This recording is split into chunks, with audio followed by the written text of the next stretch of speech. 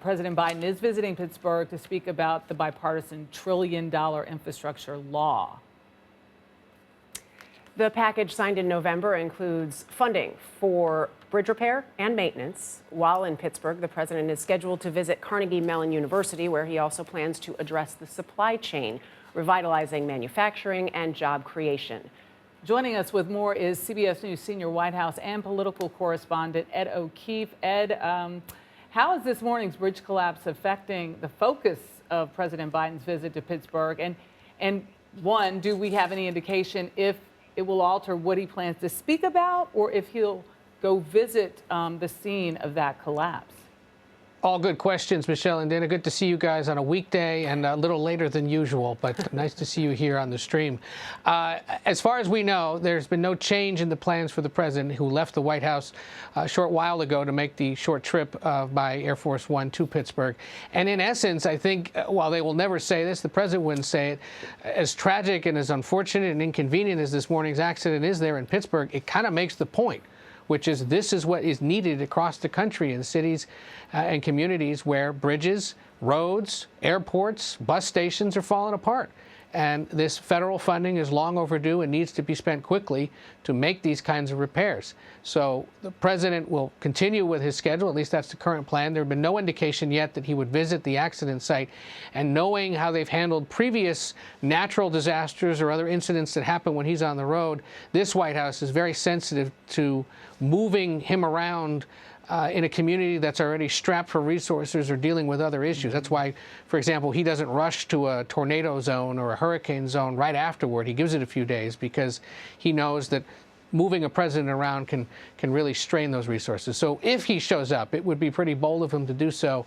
And as the lieutenant governor said to you guys, you know, it would amplify the point that this kind of funding is needed. He also today expected to talk about the supply chain issues in this country and the record economic growth that the country experienced last year, jumping about 6%, the highest in more than about 40 years, and for the first time surpassing China in about 20 years. Ed, back to on the bridge collapse just for a moment. Do we know if the administration is sending any help? As we heard the lieutenant governor say, so fortunate that there were no fatalities, that the injuries were not life-threatening, but is there any help that's already on the way that you know of?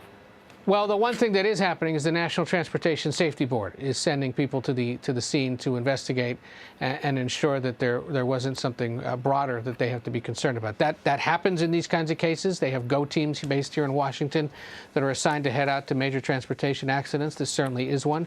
So that, at least, is the official response from the federal government. You know, Ed, back to the points you were making on the successes of this administration in the first year, do you think they've really touted that message to the degree at which people are hearing it? The White House would tell you no, that they've got to do a better job of that, and that this trip is part of what we'll be seeing a lot more in the coming weeks and months as the president tries to go out and sell not only the infrastructure law, but also the rescue plan that was passed last year that sent billions of dollars to states and cities to rebuild or adjust to the pandemic, and the other relief that they're trying to get passed through the remnants of his so-called Build Back Better plan. So the president said last week in his news conference he wants to get out and about in the country more, that COVID has restricted his movement. We'll see if he makes good on that. I would point out, however, this is a president who spends an awful lot of time on the road in Pennsylvania and doesn't seem to get out beyond the Northeast. So making another trip to Pennsylvania, which is going to be a critical battleground this year with a competitive governor and Senate race. That's part of why the lieutenant governor is at that site, because he's running for the Senate.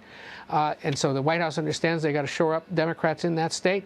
But let's see if he makes these trips into the central time zone, the mountain time zone, out west and down south, because there are 50 states, and Pennsylvania and Michigan and his own home state of Delaware are the ones he so far has liked to visit most often. And we know you like to travel, yeah. Are you sure? We haven't changed any. I'm just kidding. I'm just teasing.